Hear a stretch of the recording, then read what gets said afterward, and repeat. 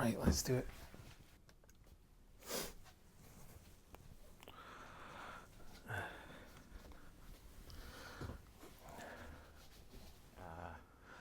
I'm not entirely sure how long it's been since I did the last video, but certainly I have completely changed things. What I wanted to do was an update video just to show you where I am, because the plan is over the next 6 months I've got a very big project on. I'm going to be doing update videos on that project. But before I can get started on that, I need to let you know how things have changed and what I'm doing. So that's what I'm going to do just now. So the last time I made a video, I was on an MA, really enjoying it. It was a weird one. I made a video about it a while back, so I'll just put it up here somewhere. Up there, maybe. No, there. It was about kind of contemporary art and archaeology, which is a weird mix, but it really changed my thinking and has stayed with me to this very day. However, after the first year or so, it started to go downhill. I'd been getting distinctions for the work I was doing up until that point, and then unfortunately the modules that I wanted to do, you could choose after you'd done the main modules, and they all got cancelled. So what happened was basically I got the only choice I really had that was anywhere close to of interest to me. Turned out to be a kind of admin module. It was heritage management, and I'm not an admin person. So at the end of the day, while a lot of the subject matter was interesting, what the final outcome had to be, I didn't do very well at. And I just thought at that point that I don't want to be spending money on something when modules are getting cancelled and I can't continue to do what I want to do. There was other stuff as well. I felt like I was getting pushed a little bit away from photography, not in any kind of malicious way or anything like that, but I felt like I was getting pulled away from where I wanted to go.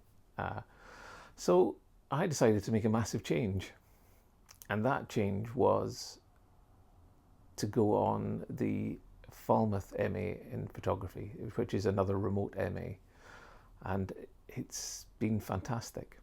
So for me, the new MA, the Falmouth one, which I've now been on for a year and a half, by the way, it was kind of like unfinished business. That's the reason why I didn't like being pulled away from photography. I felt like there's unfinished business there for a long, long time. And I'd actually wanted to be on this MA, the one I'm on now, for a long time. But costs and kind of life situation just didn't allow.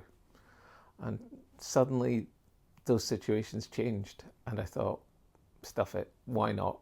So I applied and I got on, and it's just been the best choice I've made in many, many years. I think the first thing to say is it's been intense. If you're thinking of doing anything like this, particularly this MA, it's an intense experience. It's supposed to be part-time. It technically is, but there's a lot of work involved, and there's a lot of academic work involved. And I think a lot of people come unstuck at that point. I think there's a sense that photography is easy, but the problem with that is that in the academic world, photography feels like it needs to prove itself. And so actually, photography courses tend to be far more intellectually rigorous than other courses. And a lot of people get shocked by that. I found it, initially I found it frustrating. I was expecting it. So, I went through it. And actually, as I'm coming out the other end now with 6 months to go, love it. It's completely changed my practice. The whole focus of the MA is around kind of giving you a practice. And I've been wanting that for years. There was a time when I didn't actually realise, or I felt like I didn't know what a practice really was. And now I know, because I have one. And that's the best thing. is fantastic. So I'm incredibly lucky to be on it, but I'm also incredibly lucky to have been on the previous MA. While it didn't work out for me, it gave me a way of thinking about the world and about art and about photography that I've been able to utilize throughout the entirety of this MA. It's helped me immensely. I'll talk about it probably in another video further down the line, but in short, I become fascinated by this idea of contemporary archaeology, which is the archaeology of the now, which is no longer really a controversial idea. And it fits in with documentary photography quite well when you start to think about it and start to learn about it. So that's carried me a long way in terms of the things I'd already studied and learned. And it's enabled me to kind of talk about my work and make work that's a little bit more unusual and in a way that, thinking about it in a way that people aren't used to. And that's been incredibly helpful. I've loved it.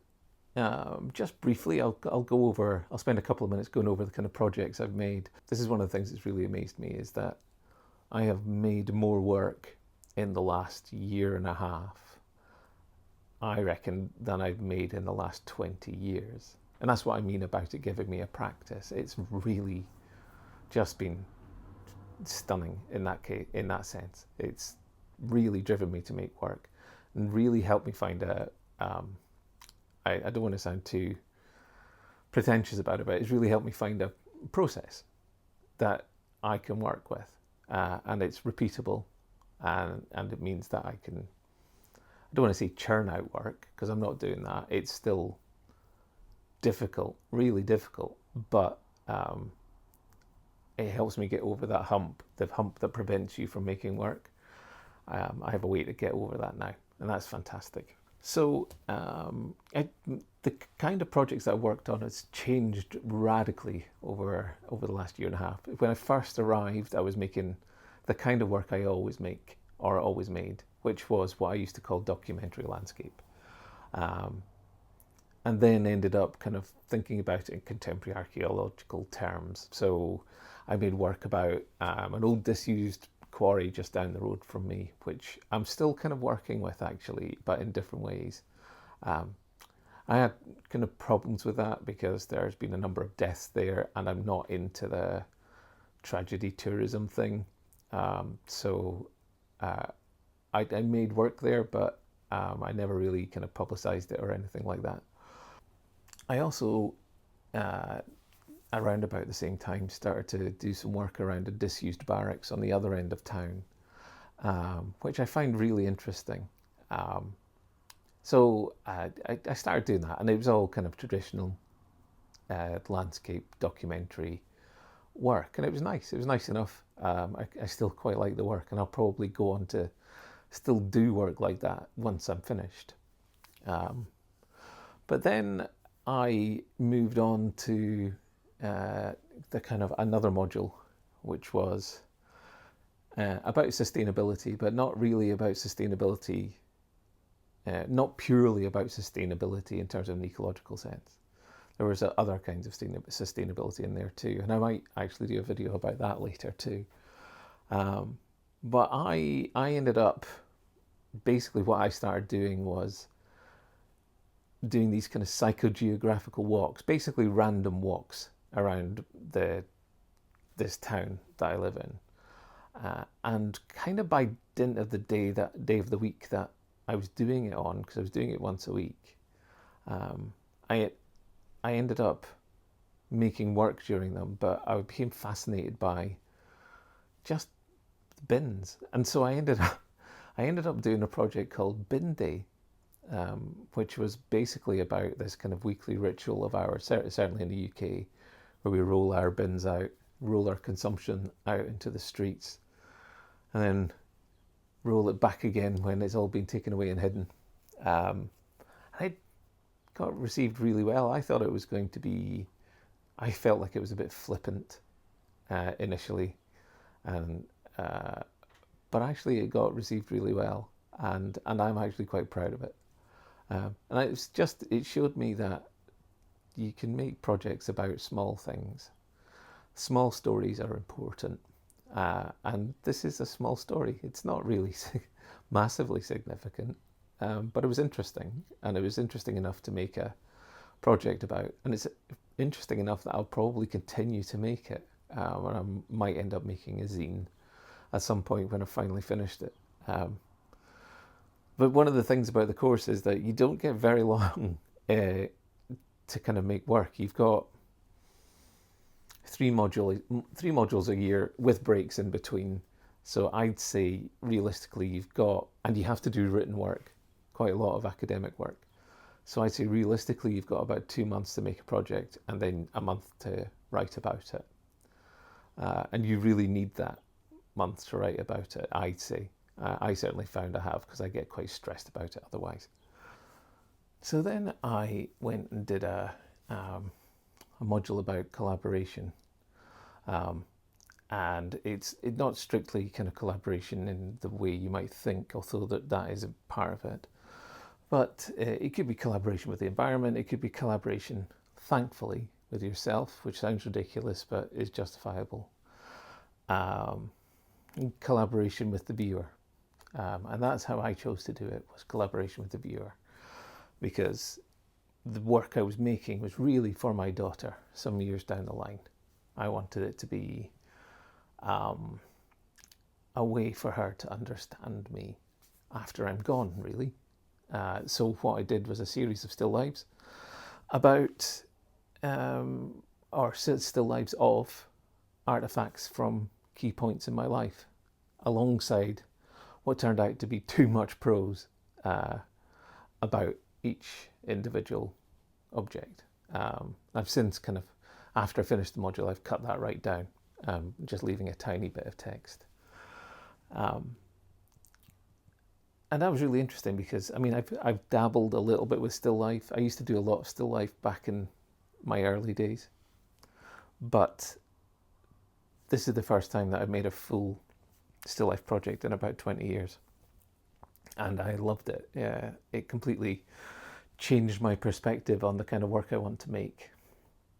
So that was interesting.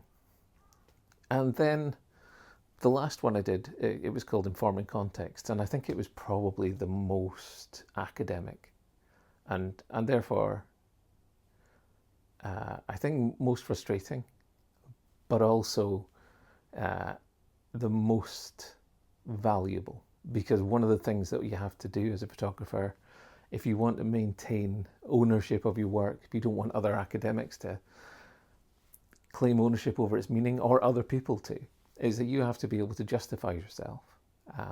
And so it became really interesting and really valuable, and I'm really glad I did it. And the work I did there was well weird. I ended up making astrophotographs, but I think probably the way that I made it, most astrophotographers would be horrified, because I deliberately went after artifacts, and I don't mean archaeological artifacts, I mean digital artifacts. I deliberately went after bad astrophotography, it kind of because I liked it, I liked the look of it, but I kind of juxtaposed that with images of the trails of satellites crossing over the sky. And the reason I wanted to do that was because I'd become interested in this idea of the hyperobject. I called the work The Shape of a Hyperobject. And to me, space junk is a hyperobject, if you know what they are. Essentially, and again, this is another one I might do a video on. Instead of a video, I might do blogs about all of this. You can go to my blog at ghost.org or ghost.io. I'll put the link here anyway. Where I'm starting to detail the work I'm doing and the work I've done there. So it might be better suited to a blog piece. But what I did was make these astrophotographs of galaxies, and I tried to abstract them and make them as unrecognizable as I could. Although, astronomy people will recognize them instantly, I suspect, and put them next to the images of satellites zipping across the frame. And the idea was that I was trying to show what I called the work, the shape of a hyperobject. A hyperobject is this notion of something that's too big for humanity to really understand or see. So global warming, nuclear waste, any number of other things that are happening on the planet right now. But one of the scariest is space junk, because actually when you start to look into it, the sheer amount of space junk that's up there and the sheer speed that it's traveling at and the possible implications of it taking out, I don't know, some international spy satellite or something like that by accident and triggering a nuclear war. There's a thing called the Kessler syndrome, which is essentially a uncontrollable, unlikely, but uncontrollable chain reaction, which could completely remove all GPS, which we all depend on, including emergency services and planes. So it was an interesting subject to try and visualize. So I was trying to work out ways to do that. And when I proposed it, I was like, oh, this is great, this is great. And within a few weeks, I was like, oh my God, what have I done? Because I live in Scotland and I needed clear skies for this. And I only had enough clear sky, like just by the end of the module to complete the work. It was really touch and go and really stressful. And actually, even at that, it was a fairly short project. Because, you make an image of a galaxy, at best you're going to take a few hours to do that. And then there's all the stacking and processing afterwards. So it was an interesting process. And it kind of got me into astrophotography a little bit as well, though I'm not going to do any of that on this channel. But yeah, it was interesting work. And if what it cemented to me was this idea that I don't have to be pigeonholed in one area. I started off doing traditional documentary landscape. I then went on to, it's still documentary, but it was about a very unusual subject, and almost a flippant, insignificant subject. And then I moved on to still life. And then I moved on to astrophotography. It's wild. And now, having done pretty well in all of these things, as time's gone on, my marks have gotten better. I was getting merits to begin with. I'm now getting distinctions, which is awesome. It's a real boost to a level of confidence that was non-existent, to be honest. And now I'm on the final major project.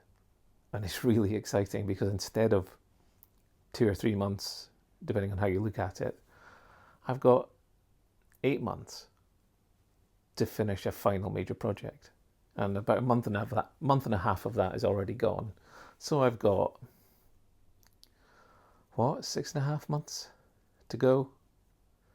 Maybe not, 5.5 months actually, because the deadline is December the 12th, and this is almost just the beginning of July. So it's still much longer than I've had in the last 18 months to make work, and I'm really excited by it. And it started really well. We had to do a proposal, which is really involved. And it's a proposal as if you were to make a proposal for funding or to a gallery or anything like that. So it had to be perfect. You had to have your sustainability credentials sorted out. You had to have risk assessments, all sorts of stuff like that. So you had to really dot your I's, cross your T's. So there was a lot of work in it, and it was the first 2 weeks of the module was that, and it was really stressful because it felt like the kind of level of stress we were experiencing at the end of a module at the start of this one. And so that was quite something. But I came away with that, came away with a distinction. So I am really happy. but I'm now thinking, oh my God, what have I done? Because I'm not entirely sure how I'm going to make this work. But I felt like that in every module, really. So this is just a traditional starting point for Christy McPherson. And I'll probably talk about that in the next video rather than talk about it here, because this video is going to be long enough. And I'll also write about it in the blog, and I post about it quite often on Blue Sky, because at the moment that seems to be the only thing that isn't horribly toxic. So I use that quite a lot if you want to follow me there. Yeah, so that's where I am just now. And it's really exciting. And over the next, let's say now 6 months, there's going to be an awful lot of work done. The intention is to make a book, possibly myself or with the aid of a designer. I used to be a designer, so technically I could do it myself, but I'm very rusty. And have an exhibition, and also make progress videos, progress blog posts, all of that on a regular basis on the run up. So I'm going to be really busy, and I should have a lot more to talk about. So yeah, wish me luck.